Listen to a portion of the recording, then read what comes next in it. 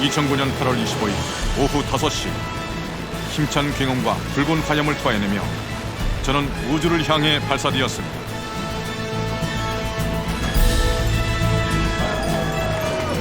우리 땅에서 건설된 우주센터에서 우리가 만든 인공위성을 싣고 고도 300km의 우주 공간을 향해 발사된 대한민국 최초의 우주 발사체. 저의 이름은 나로입니다.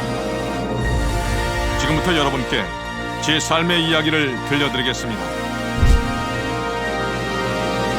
그것은 불가능해 보이는 일에 도전하고 있는 꿈을 가진 사람들의 이야기이기도 합니다.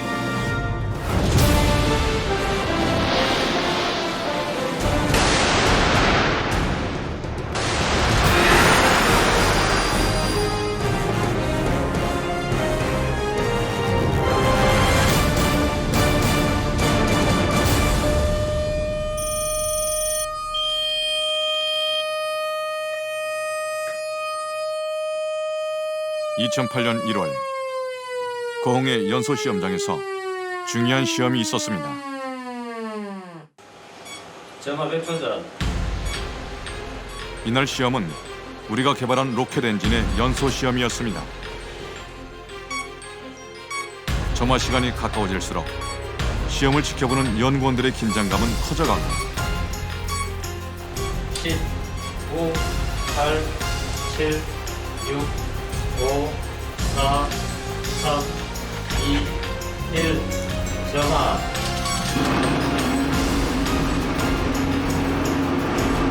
연소 시험은 로켓 엔진이 정해진 시간 동안 연료를 연소시켜 원하는 추진력을 낼 수 있는지 확인하는 시험입니다.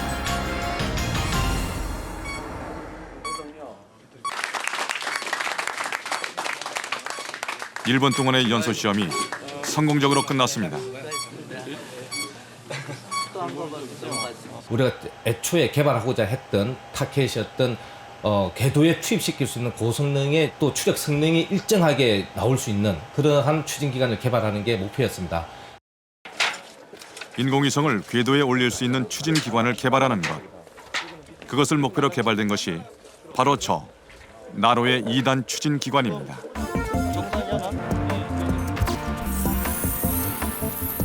2단 추진기관처럼 연료와 산화제를 혼합시킨 추진제를 태워 동력을 얻는 비행체를 로켓이라고 부릅니다.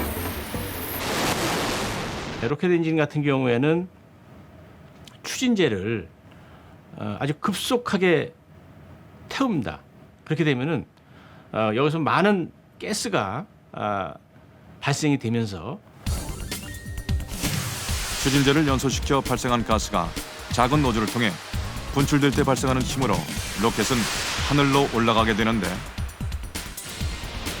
그 속에는 한 물체의 힘을 가하면 그 힘만큼 반대 방향으로도 힘이 작용한다는 작용 반작용의 원리가 숨어 있습니다.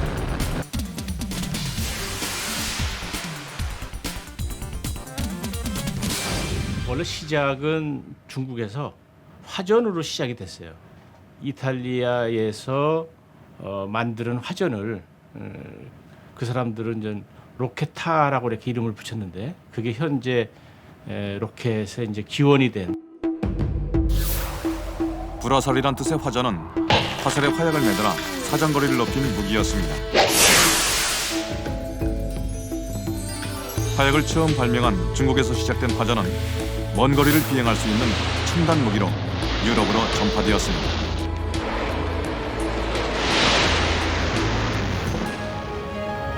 로켓이라는 말은 이탈리아어인 로케타라는 말에서 유래하는데, 로케타라는 말은 하늘로 쏘아 올리는 불꽃이라는 뜻입니다.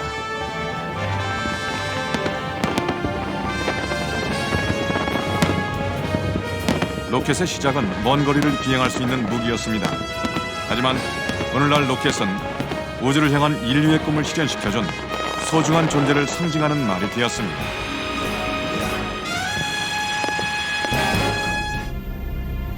인류는 오랫동안 수많은 별들이 빛나고 있는 우주라는 미지의 세계를 동경해왔습니다. 하지만 지구를 벗어나 우주로 향하는 꿈을 이루게 된 것은 불과 몇십 년 전의 일이었습니다. 1957년 10월 4일은 인류의 우주 개발 시대가 시작된 날입니다.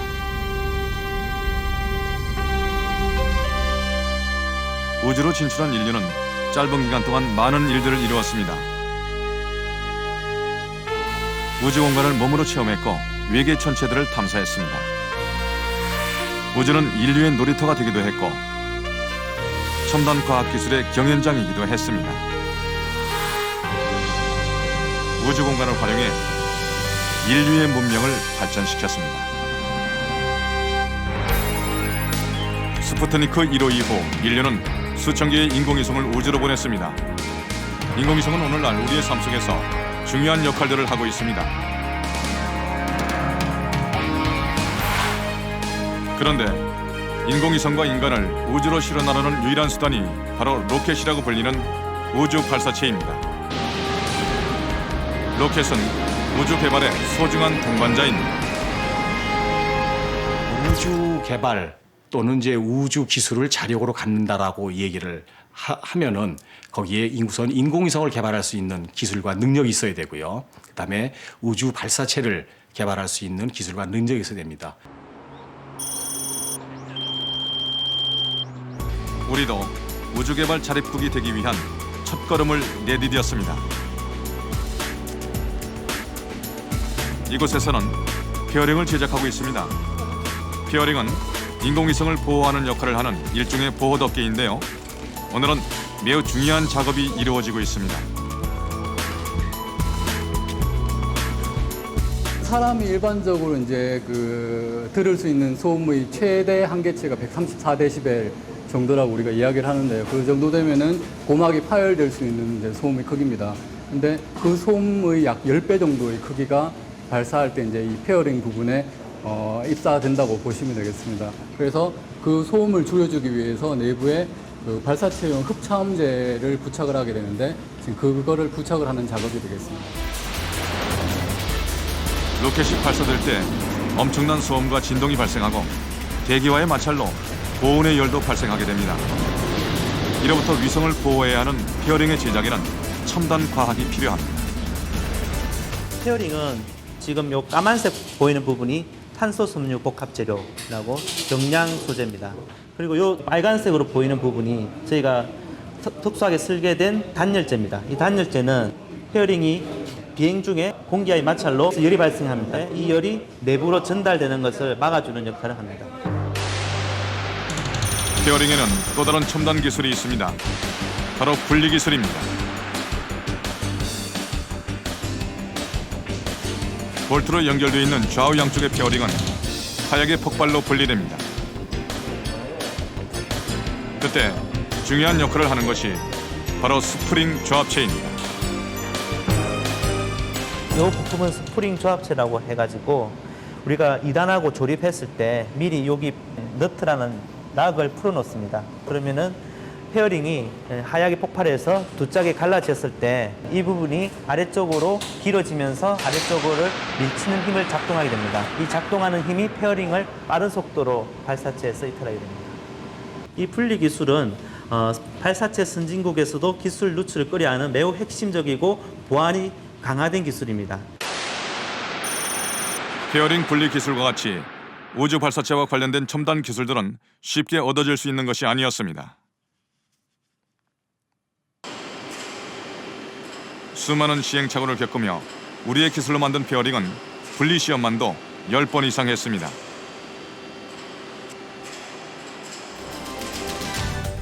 우주 개발 자립국을 향한 도전은 2002년에 시작되었습니다.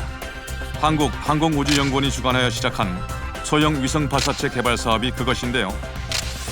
저 나루의 임무는 100kg급 소형 위성을 지구 저궤도에 올리는 것이었습니다.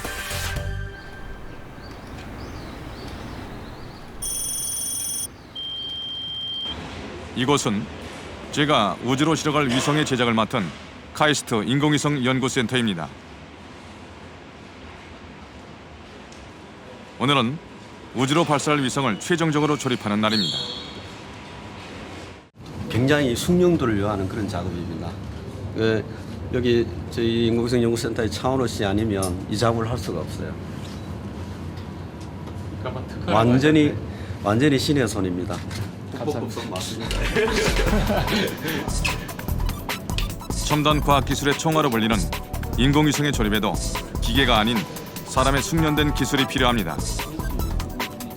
소형위성은 좁은 공간에 여러 부품들을 설치해야 하는데 까다로운 조립도 차원우 연구원의 손이라면 문제가 없습니다. 지금 벌써 만든 지 3, 4년 됐는데 그 정도 조립하고 풀고 마지막 조립이니까 더 신중하게 하고 있죠. 이들의 노력으로 탄생한 위성이 바로 우리 땅에서 발사되는 최초의 인공위성 과학기술위성 2호입니다. 과학기술위성 2호는 1m가 채 되지 않는 크기로 무게 99.4kg의 소형 위성입니다.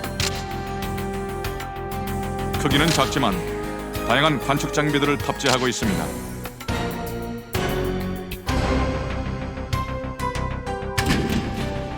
과학기술위성 2호는 저궤도 위성입니다. 지구 상공 300km의 높이에서 1시간 40분에 한 번씩 지구 둘레를 돌며 관측 임무를 수행하게 됩니다. 저희가 이제 위성에는 원래 고유한 임무가 있는데 그걸 이제 주탑재체라고 일컬는데 그 주탑재체가 지금 레디오메타라고 기상 센서가 탑재가 되어 있습니다. 이 기상 센서는 수증기량이라든지 아니면 그 안에 있는 그 구름의 어떤 분포, 그다음에 그 수증기 분포, 또 혹시 비가 내릴 때는 비가 어느 정도 레이트가 내리는지 그런 걸 저희가 측정하게 되는 거죠. 과학기술위성 2호에는 처음으로 적용된 기술들이 있습니다. 몸체를 프레임 구조로 만들었는데 가볍고 튼튼한 장점이 있습니다. 그런데 무엇보다 개발자들이 특별히 관심을 기울이는 부분이 있습니다. 과학기술 위성 2호는 2대의 위성을 만들었는데 하나는 이제 그 외국 거를 쓰고 하나는 이제 국내 거를 써서 두 개의 이제 성능을 비교를 하도록. 위성에 전력을 공급하는 것이 태양 전지판입니다. 그동안 외국에서 수입을 해왔는데 이번에 처음으로 국내에서 제작한 태양 전지판을 사용하게 되었습니다. 위성 쪽은 지금 상당히 많은 위성을 개발을 했고 그다음에 또 국산화 실력도 많이 올라가 있고 뭐 어떤 소형 위성 같은 경우는 수출도 하고 있기 때문에 많이 그 산업화 쪽으로 접근한 부분이 있습니다. 과학기술위성 2호는 2005년에 완성되었습니다. 그래서 지난 4년 동안 우주로 보내줄 발사체를 기다려야 했습니다.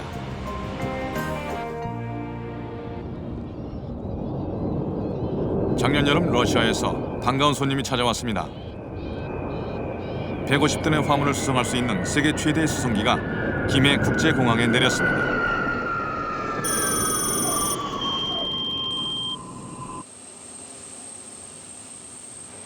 이날 많은 취재팀들이 기다린 것은 바로 1단 로켓의 지상시험 모델이었습니다.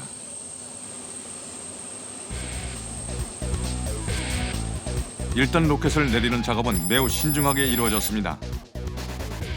작업 도중에 발생할 수 있는 작은 실수도 로켓의 기능에 큰 영향을 줄 수 있습니다. 정교한 부품들로 이루어진 발사체는 충격에 민감하기 때문에 세심하게 점검하며 작업을 해나갔습니다. 오후에 도착한 1단은 밤이 깊어서야 화물기에서 나올 수 있었습니다.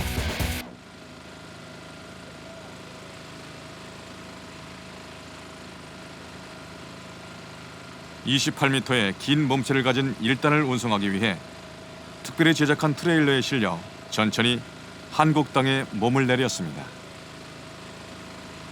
한 번에 내려올 수 있으리라는 예상과는 달리 측정할 것, 점검할 것, 그다음에 그때 스텝 바이 스텝 확인을 하는 그런 과정이 생각보다 많이 걸리고 있습니다. 김해 공항에서 하룻밤을 보낸 1단은 다음날 새벽 부사랑을 향해 출발했고 그날 오전 바지선에 실려 전남 고흥에 위엔나로도까지 긴 여행을 했습니다.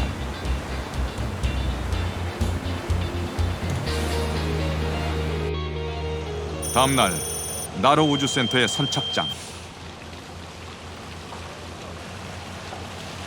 폭우가 쏟아지는 상황에서도 1단 로켓을 내리기 위해 작업자들은 맡은 일에 최선을 다했습니다.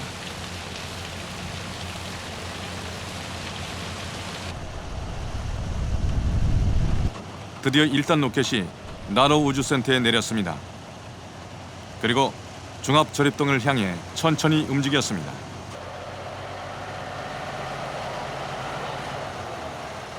중압 저립동까지의 거리는 2km. 하지만 좁은 곡선길을 돌 때 잠시 운행이 중단되기도 했습니다. 러시아 팀들과도 처음으로 호흡을 맞춘 작업이었습니다. 진행은 느렸지만 소중한 경험을 쌓아가며 저의 1단 로켓은 무사히 조립동에 도착했습니다. 2박 3일의 긴 여정이었습니다.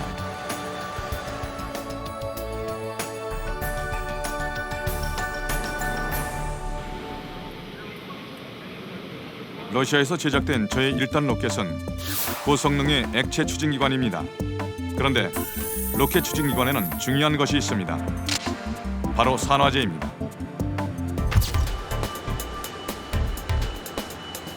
항공기의 제트 엔진도 연료를 산화제와 함께 연소시켜 추진력을 낸다는 점에서 로켓과 비슷합니다.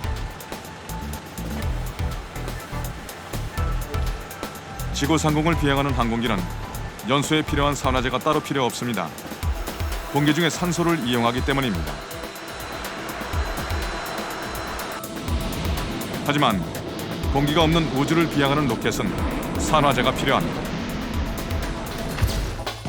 저의 1단 로켓은 산화제로 액체 산소를, 연료는 등유의 일종인 케로신을 사용하는 추력 170톤의 고성능 로켓입니다. 추력이 170톤이라고 그러면은 굉장히 큰 발사체입니다. 큰 로켓입니다. 대포동 2호 북한에서 만드는 것이 1단 엔진이 4개를 붙인 겁니다. 근데 각각 개개 엔진이 29톤이에요. 4개 붙이면은 한 116톤, 117톤 정도 되죠. 그러니까 그 4개 붙인 것보다도 더 큰 엔진입니다. 지금 현재 1단이에요. 아직 우리는 고성능의 액체 추진 기관을 만들지 못합니다. 그래서 우주 발사체 분야에서 높은 기술력을 가진 러시아와 함께 저를 공동 개발하기로 했습니다.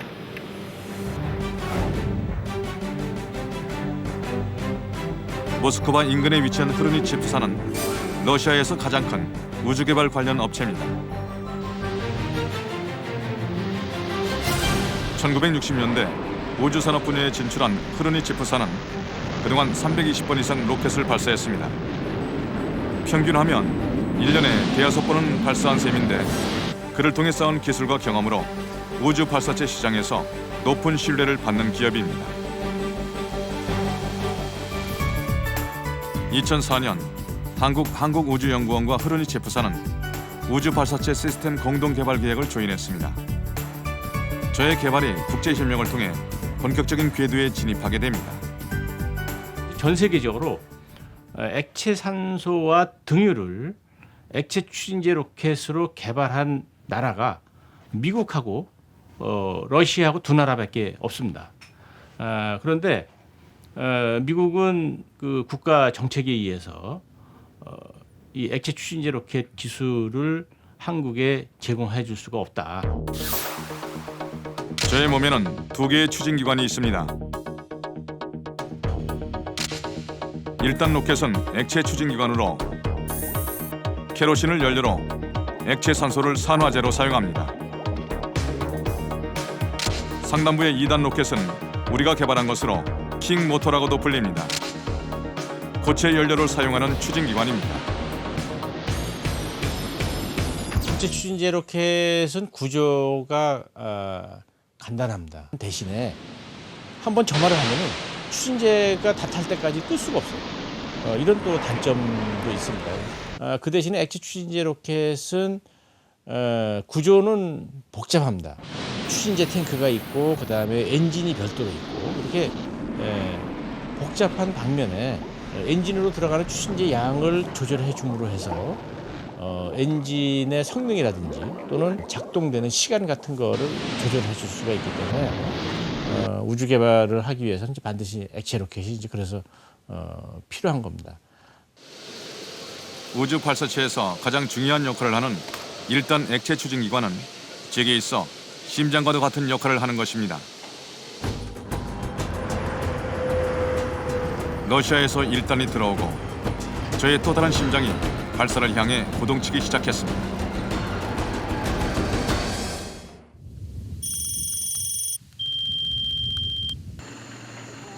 대전의 한 공장에서 출발해 전남 고흥의 항공센터에 도착한 저의 또 다른 심장은 자력으로 개발한 2단 추진기관입니다.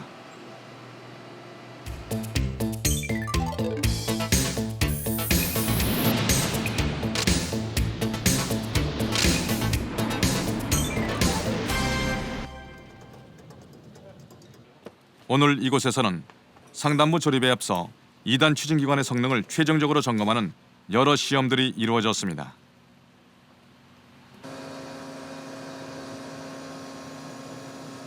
이 2단 추진기관의 구동 시험이 먼저 시작되었습니다. 이 시험은 추진기관에 부착된 노즐의 움직임을 정확히 제어할 수 있는지 확인하는 시험입니다. 노즐이 조금이라도 삐뚤어져 있으면 위성이나 2단부 전부 이끌고 엉뚱한 데로 날아가게 됩니다. 그래서 지금 오늘 했던 그런 노즐 축정열, 이건 굉장히 중요한 작업인데 원하는 대로 됐습니다. 연소 시험에 지장이 없는 그런 상황입니다. 2단 추진기관은 위성을 정해진 궤도에 올리기 위한 추진력을 제공하는 역할을 합니다. 이날 2단 추진기관에 또 다른 시험이 있었습니다. 지금부터 적색 상태를 선포합니다.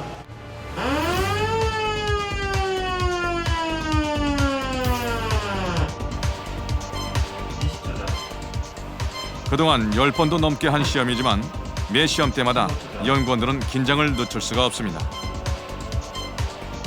10초, 9초, 8초, 7초, 6초, 5초, 4초, 3초, 2초, 1초, 정화. 2단 추진기관의 추력은 8톤. 80kg의 성인 100명을 수직으로 들어 올릴 수 있는 힘입니다. 규칙 적용과 연소 종료. 수고하셨습니다.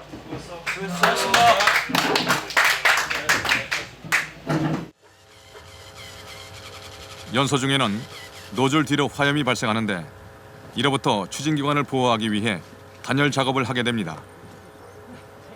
제작에서 시험까지 2단 추진기관과 관련된 모든 기술은 우리가 자력으로 이루어낸 것입니다. 사람들 다 고생도 많이 했고 다들 그 팀워크 잘 발휘해가지고 시험 잘해서 가슴 뿌듯하고 있습니다. 원래 계획된 시험의 마지막 시험을 오늘 수행을 한 것입니다. 그래서 오늘 시험으로서 저희가 나름대로 이 킹모터에 대한 신뢰도를 확보했다고 할 수가 있겠습니다. 1단과 2단. 저는 두 개의 튼튼한 심장을 가지게 되었습니다.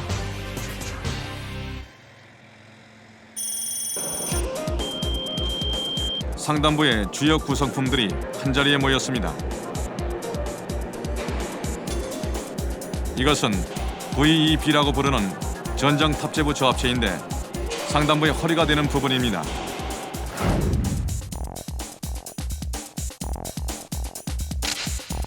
인공위성이 탑재되는 상단부에서 VEB는 위성과 2단 추진기관을 연결시켜줍니다. 2단의 심장인 킹모터를 VEB에 먼저 결합합니다.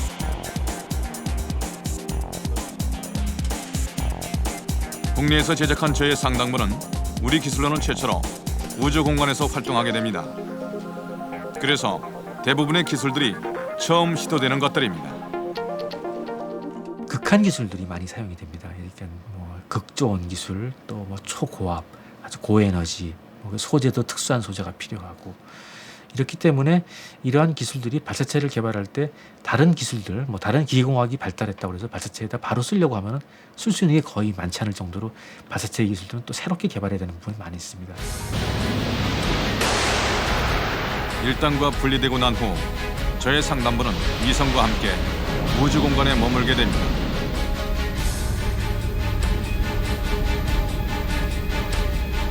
우리가 머물게 되는 우주 환경은 극한의 환경입니다. 공기가 없는 진공 상태이며 영하 270도의 초저온 공간입니다. 생명체와 첨단 장비들에게 치명적인 수많은 방사능이 존재하는 공간입니다. 열적인 거, 진공, 무중력에 대한 거, 그다음에 이제 특히 우주에서는 굉장히 많은 방사능을 받기 때문에 방사능 환경에 대한 거, 이런 것들에 대한 시험을 종합적으로 해서 검증을 해야죠. 발사체 상단부는 여러 가지 시험을 통과해야 합니다. 지상에서 우주 환경을 재현한 열 진공 실험실에서 성능 시험을 받고, 전자파의 영향에서 첨단 전자장비들이 문제없이 작동하는지 확인하는 시험을 거쳤습니다.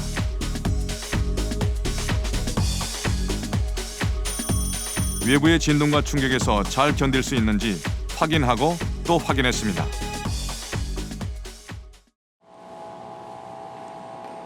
나로 우주센터의 위성 조립동에서 인공위성의 모형과 VEB를 연결하고 있습니다. 비록 모형이지만 크기와 무게는 실제 위성과 똑같습니다. 위성체와 2단 추진기관이 연결되었습니다. 마지막으로 위성 보호 덮개인 페어링을 결합하여 상단부가 완성되었습니다.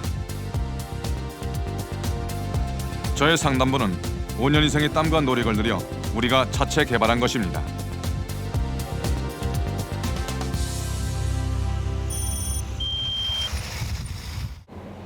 (2008년 11월)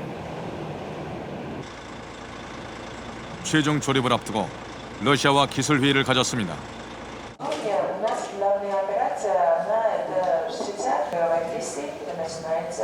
검사 항목을 추가하자는 얘기입니다. 언어와 문화가 다른 나라와 기술 협력을 하면서 우리는 좋은 경험을 했습니다. 항목을 줄일지, 그다음에 검사 시점을 변경을 할지, 이거에 대한 것을 지금 모스크바에서 검토를 하고 있는 중입니다.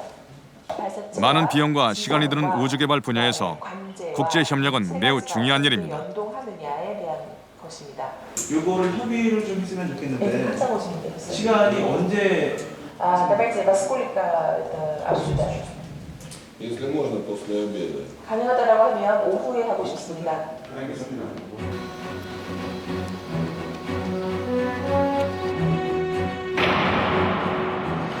위성 조립동에서 완성된 상단부가 종합 조립동으로 향합니다. 발사체 종합 조립동에서 기술자들이 오랫동안 기다려온 1단부와 상단부의 결합을 준비하고 있습니다. 2시간의 준비 작업을 거쳐 1단을 향해 상단부가 움직입니다. 러시아의 1단과 우리의 상단부.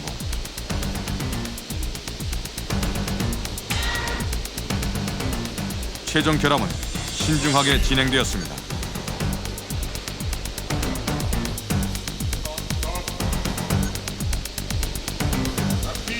자를 들고 꼼꼼하게 간격을 재어가며 조금씩 두 몸이 한 몸이 되어갑니다. 드디어 최종 결합이 이루어지고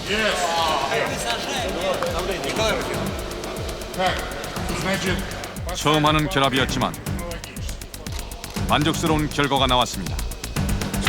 Учитывая, что Корейская Республика создала своими силами вторую ступень для ракеты-носителя КСЛВ, реализация совместного российско-корейского проекта КСЛВ послужит повышению уровня разработок корейских специалистов, в том числе и перспективных разработок в области космической техники.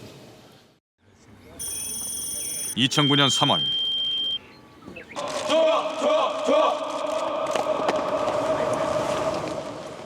운송팀의 힘찬 구호로 중요한 날이 시작되었습니다. 조립동의 문이 열리고 조금씩 제 몸은 바깥 세상의 밝은 빛을 향해 나아갑니다. 오늘은 제가 처음으로 바깥 세상으로 나온 날입니다. 태극기 밑에 새겨진 KS-LV-1이라는 이름은 대한민국 우주 발사체 1호라는 뜻입니다. 이날은 저를 바라보는 모든 이들의 표정이 무척 밝았습니다. 종합조립동에서 발사장까지 거리는 1.5km.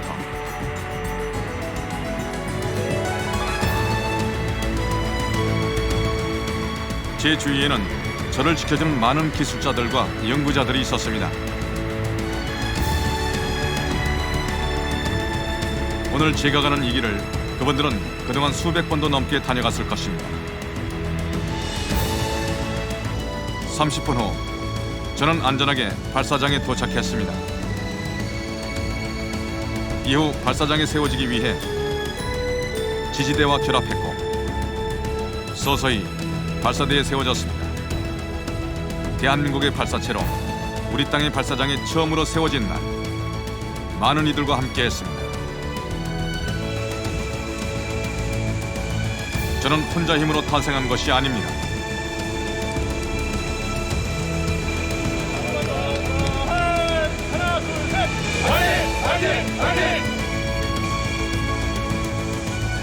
제가 서 있는 이곳 우주센터와 저의 탄생에는 160여 개의 업체가 참여했습니다. 그들의 협력이 있었기에 오늘이 있습니다.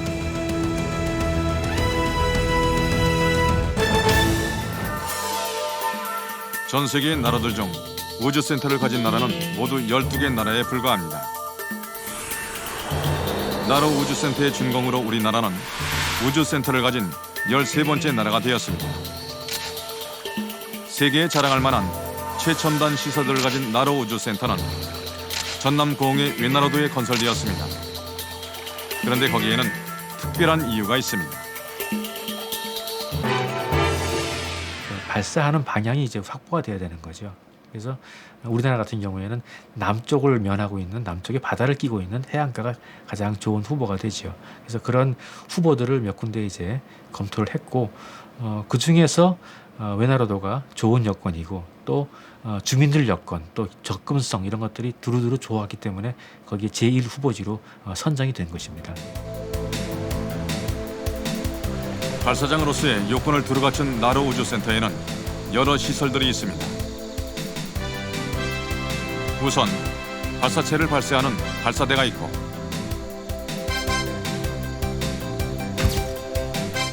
발사 통제동은 발사와 관련한 주요 통제 시설들이 있는 곳으로 발사 임무를 총괄 지휘하는 곳입니다. 발사체 중합조립동에서는 발사체를 조립 보관하고 발사체의 주요 기능도 시험하게 됩니다. 추적 레이더동은 발사 후 저를 추적해 위치 정보 등을 얻는 곳입니다. 우주센터는 이렇게 다양한 시설들로 우주 개발을 담당하는 곳입니다. 우주센터라는 것은 지상 인프라인데 굉장히 큰 인프라입니다. 그러니까 정말 국가가 큰 결심을 하지 않고는 만들기 어려운 그런 큰 인프라인데, 이거를 하나 만들어 놓으면은 그 다음에는 이거는 계속 활용이 가능하기 때문에 우리가 그런 큰 고비를 하나 넘겼다고 생각을 합니다. 우주 개발의 기반 시설인 나로 우주센터는 2003년 착공해서 2007년에 토목 및 건축 공사를 완료하였습니다. 특히 발사대는 놀라운 성과였습니다. 러시아에서 얘기하기로 절대로 이 기간 내에 질 수 없을 거다, 그렇게 얘기를 했었는데, 저희가 러시아에서 상당히 한국 사람들이 그야말로 주말 없이 야간 작업을 해가면서 그렇게 해서 정말 공기를 무지하게 많이 압박했습니다. 앞으로 이곳은 우주 발사체들의 요람과도 같은 역할을 하게 될 것입니다.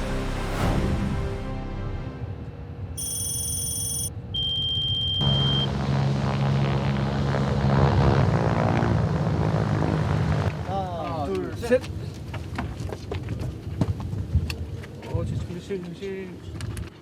연구원들이 저의 몸에 장착되는 것과 똑같은 장비들을 비행기에 설치하고 있습니다. 실제 발사체에 들어가는 탑재되는 장치들이고요. 관성 함법 장치라든가 영상 장치들, 그리고 이 비행체의 어떤 데이터들을 지상으로 송신해주는 데이터 송신 장치, 그렇게 지금 현재 탑재되어 있습니다. 이번 시험에는 작은 비행기가 저 나로를 대신합니다.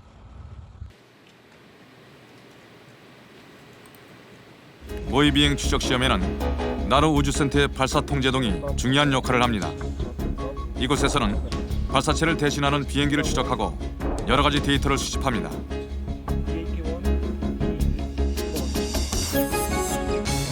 각 통제 시스템이라든 각 추적 장비는 예정된 시퀀스에 따라서 시큐어링을 해주시기 바랍니다.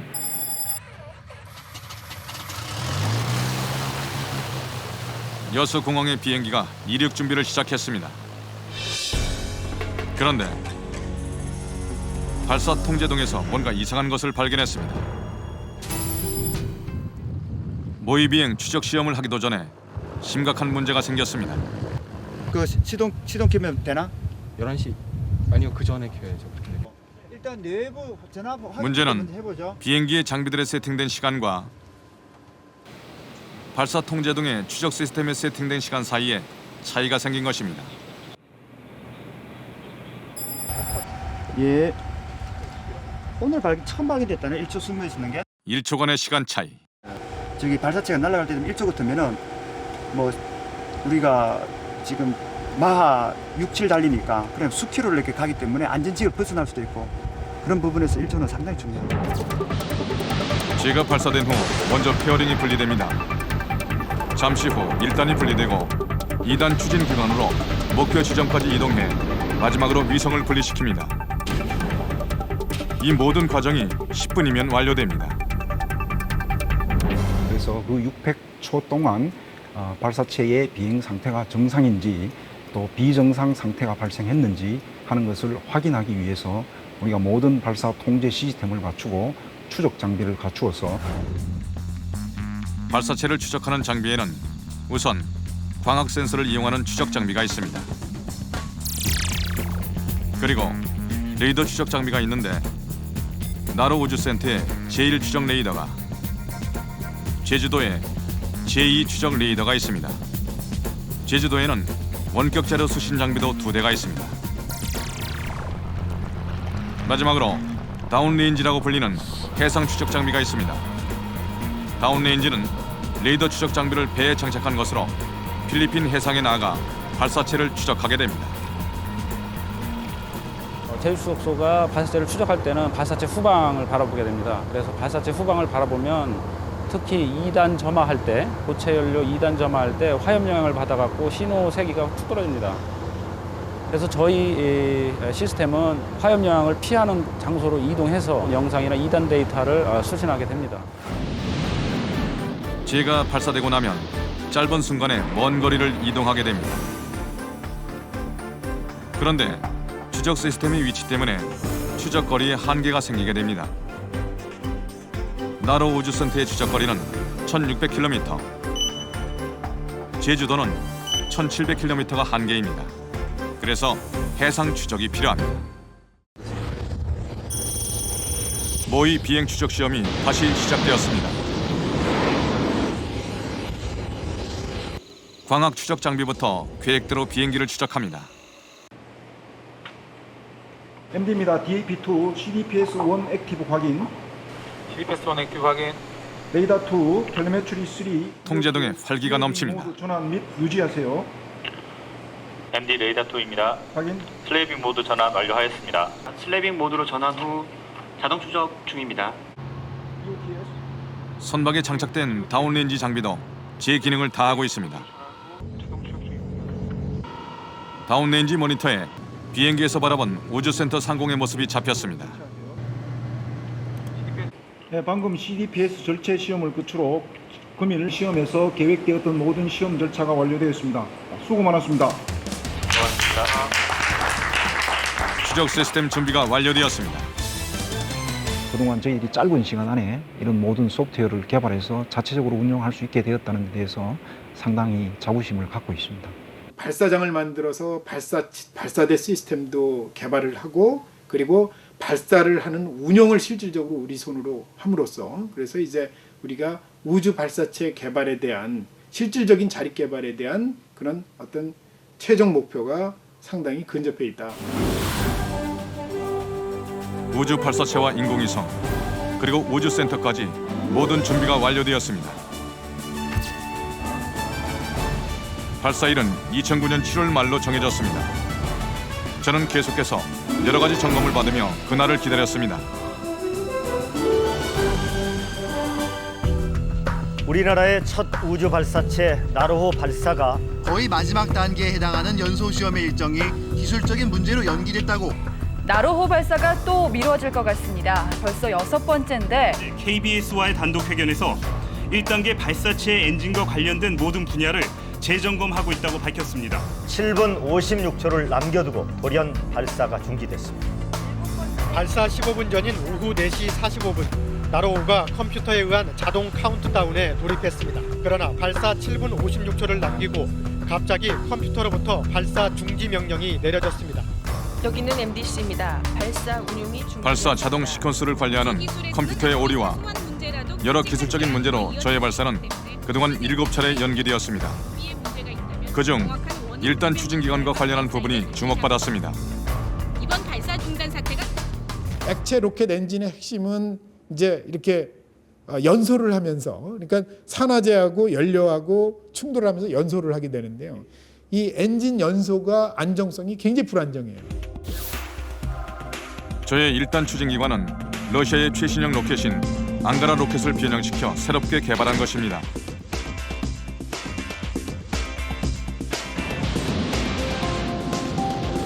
로켓이 지구 중력을 벗어나 우주로 가기 위해선 엄청난 속도가 필요합니다. 그것을 지구 탈출 속도라고 하는데 최소한 초속 11.2km의 속도를 낼 수 있어야 합니다. 서울에서 부산까지의 거리를 45초 만에 통과하는 속도입니다. 그래서 고성능 로켓 추진기관의 개발에는 오랜 시간에 걸친 많은 시험이 필요합니다.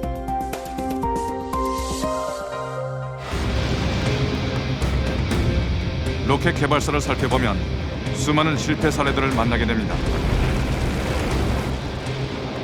엄청난 무게의 연료와 산화제를 싣고 빠른 속도를 내야 하는 로켓. 그래서 실패와 사고의 확률도 높습니다.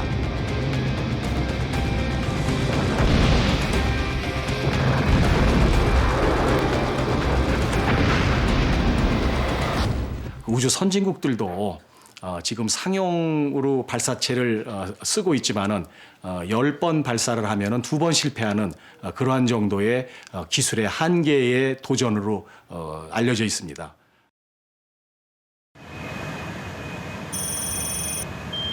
(2009년 8월 23일) 드디어 우주를 향한 도전을 위해 발사대에 섰습니다.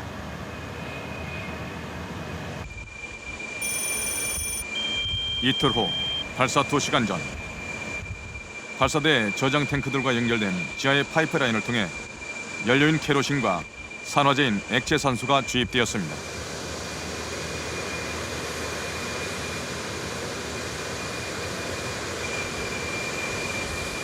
발사 통제동에선 기상 상황 등의 최종 점검을 끝내고 자동 카운트다운이 시작됐습니다.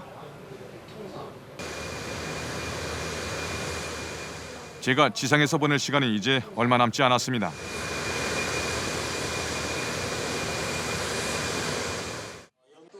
모든 준비는 끝났습니다. 수많은 사람들의 관심과 응원 속에서 최종 카운트다운이 시작되고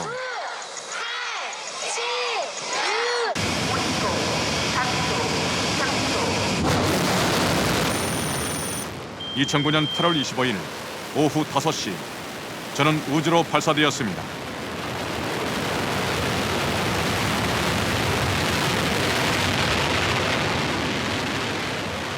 이 땅에서 이루어진 최초의 로켓 발사.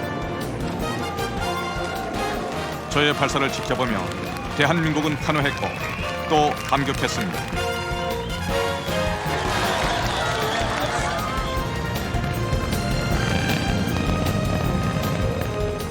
그런데 나로호에 실려서 우주로 갔던 과학기술 위성과의 오늘 새벽 첫 교신은 무산됐습니다. 애타게 기다린 새벽 4시 25분. 과학기술 위성 2호의 신호를 찾아보지만 아무런 응답이 없습니다. 제게 실려갔던 과학기술 위성 2호가 우주 공간에서 사라졌습니다. 위성이 보내는 어떤 신호도 수신하기 어렵습니다. 우주 어디서 가 있는지 그런 정보 저희들은 데이터가 없어요. 그날 오후 그에 대한 공식 발표가 있었습니다. 나로호 발사 과정에서 1단과 2단 분리, 위성 분리는 성공하였으나 페어링 분리 이상으로 위성 궤도 침해는 실패한 것으로 분석되었습니다. 8월 25일 오후 5시 굉음과 화염을 내뿜으며 저는 우주를 향해 순조롭게 날아가고 있었습니다. 3분 36초 후 페어링이 분리돼야 했습니다. 하지만 페어링은 양쪽이 다 분리되지 못하고 한쪽이 남게 되었습니다. 이후 1단과 상단부가 성공적으로 분리되고 2단 추진기관의 점화도 이루어졌습니다.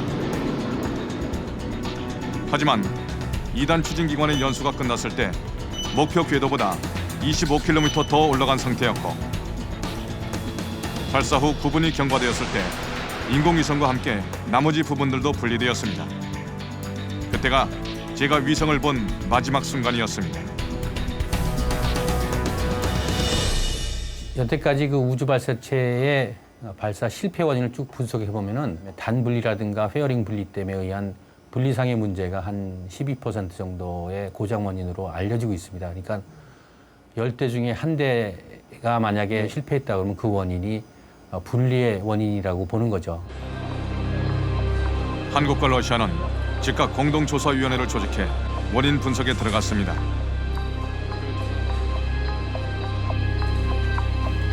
원인 분석에는 우리가 자체적으로 개발한 발사체 추적 시스템이 큰 역할을 하고 있습니다. 정확한 원인 파악이 중요합니다. 저의 발사 후 러시아의 푸틴 총리는 연방우주청과 산업청의 고위 인사들을 소집했습니다. 그는 저희 1단 로켓의 원형인 앙가라 로켓의 중요성을 강조하며 이번 발사의 성과와 문제점들을 면밀히 검토할 것을 지시했습니다. 우주 개발을 지금 잘하고 있는 선진국들이 개발 초기에 그 실패 사례를 본다면 주로 발사 후에 2초 혹은 10초 후에 다 터지거나 혹은 궤도를 이탈해서 터지거나 하는 그런 일들이 왕왕 있었습니다. 중국의 대표적인 우주 발사체인 장정 로켓.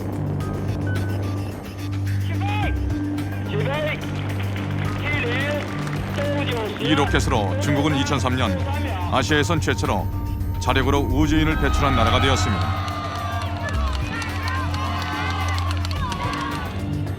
아태 2호 통신 위성이 중국의 장정 2호 로켓에 실려 발사됐습니다. 하지만 1995년 신년 벽두에 중국의 장정 로켓이 발사 직후 폭발한 사건이 있었습니다. TV로 발사 장면을 지켜보던 수많은 중국인들에게 큰 충격을 준 사건이었습니다. 그러나 중국은 지도자의 강한 의지와 자국의 우주 발사체로 세계 시장을 주도하겠다는 국가적 목표가 있었기에 신뢰도가 높은 오늘날의 장정 로켓을 개발하게 되었습니다.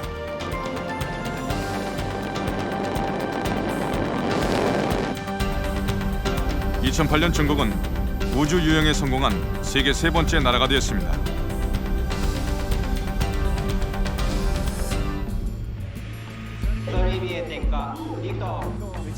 일본의 우주 발사체인 H2A 로켓은 액체 수소를 연료로 쓰는 최첨단 기술의 로켓입니다.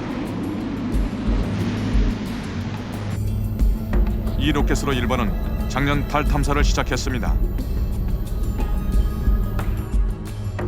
하지만 일본도 실패에 있어서는 예외가 아니었습니다.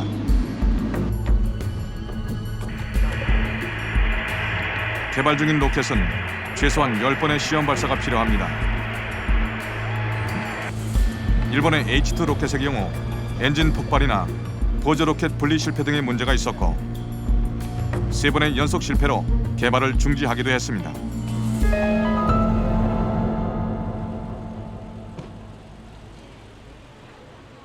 츠쿠바의 우주연구센터에는 폭파된 H2 로켓의 잔해들이 전시되어 있습니다. 일본의 연구자들은 실패 원인을 정확히 알아내기 위해 로켓의 잔해를 수심 3,000m의 바다에서 찾아냈습니다.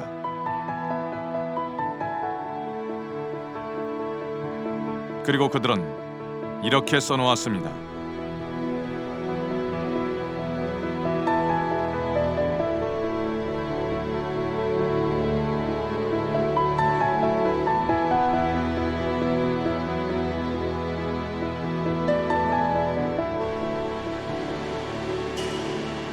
이번 저의 발사에서 생긴 페어링 분리 문제가 정확히 밝혀진다면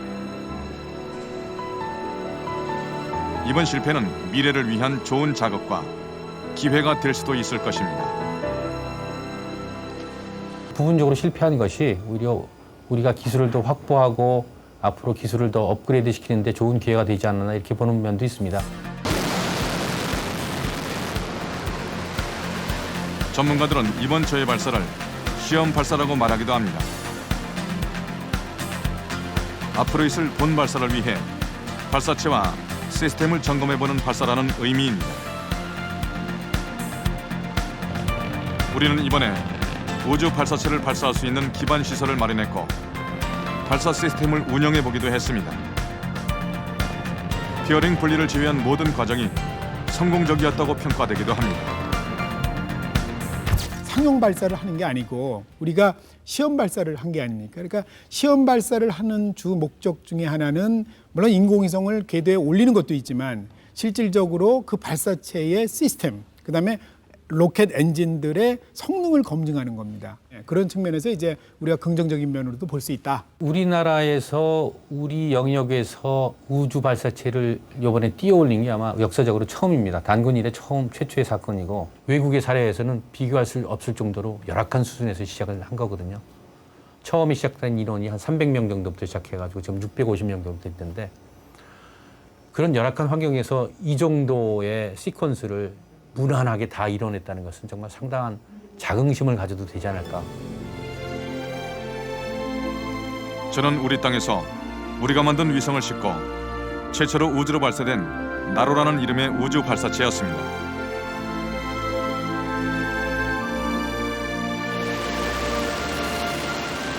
우리가 우주 개발 강국이 되기 위해 필요한 것이 있습니다. 우리의 힘으로 우주 발사체를 개발할 수 있는 기술, 그리고 여러분들의 관심과 성원입니다. 저의 발사를 바라보던 그 모습들을 잊지 못합니다.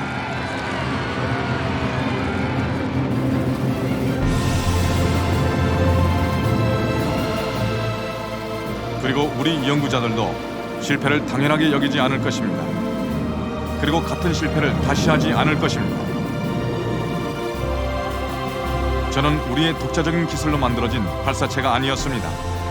그래서 우리는 자주적인 우주 기술을 가진다는 것에 대해 많이 생각했고 앞으로 우주 개발을 위해 더 많이 노력할 것입니다.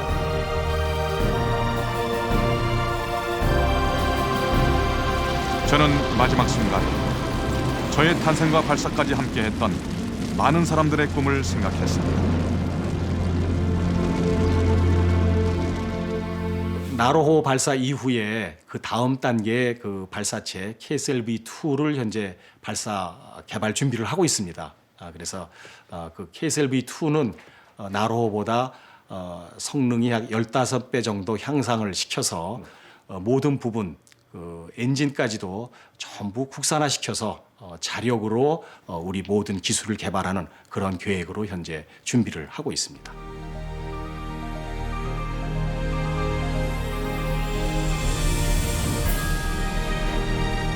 앞으로 우리는 우수한 발사체로 인공위성들을 우주에 보낼 것이고 달 탐사에도 나설 것입니다.